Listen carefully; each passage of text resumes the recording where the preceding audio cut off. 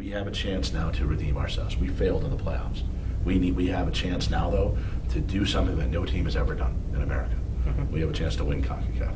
And don't get me wrong, that's really hard. I mean, that starts with we got to win in Columbus first. Columbus can be a very good team, very tough opponent. And again, and certainly don't intend any disrespect to that organization because they've won a championship, they've won supporter shields. It's a darn good team. But whether it's us or Columbus, both of us have a rare opportunity here to really go after this CONCACAF thing. And you got to believe that you can. You're not going to win CONCACAF unless you go in and say, we're going to try. And we're going to do everything we can, and we are going to support our players, and we're going to put them in positions to succeed, and we're going to try to win CONCACAF. Because if we win CONCACAF, that's a game changer. That puts our league on, doesn't just put RSL on the map, that puts our league on the map. It gets us more respect, potentially even on a U.S. soccer versus CONCACAF level.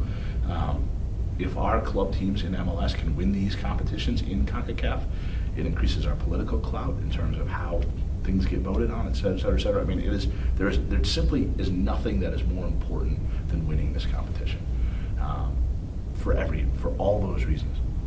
And look, if we go to Mexico, we win CONCACAF, we beat a Mexican team, guess what? My phone's gonna be ringing off the hook the next day.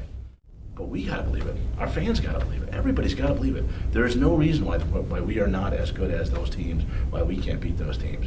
And if we establish ourselves, if we are able to win CONCACAF and establish MLS as the best league in North America, you want to talk about improving the quality of your product, that's how you're gonna do it. You do it by winning. Why do you think we've had such awesome fan support, especially since we moved into Rio Tinto? But part of the reason is, we put a pretty good style of soccer together.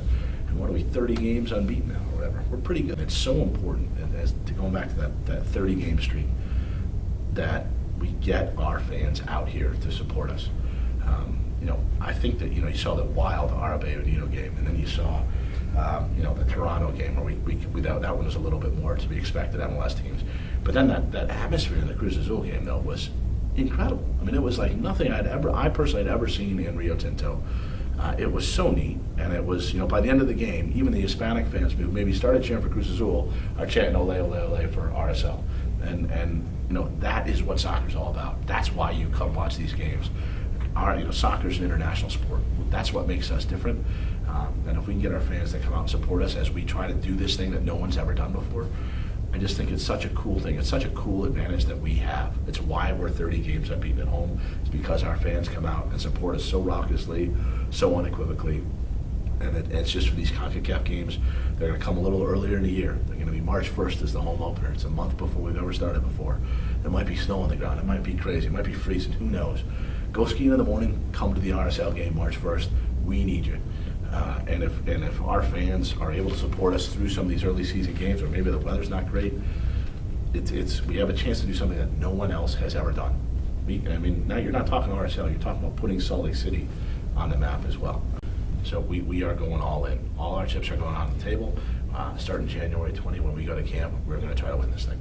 We may fail, we may succeed, but we will have no regrets.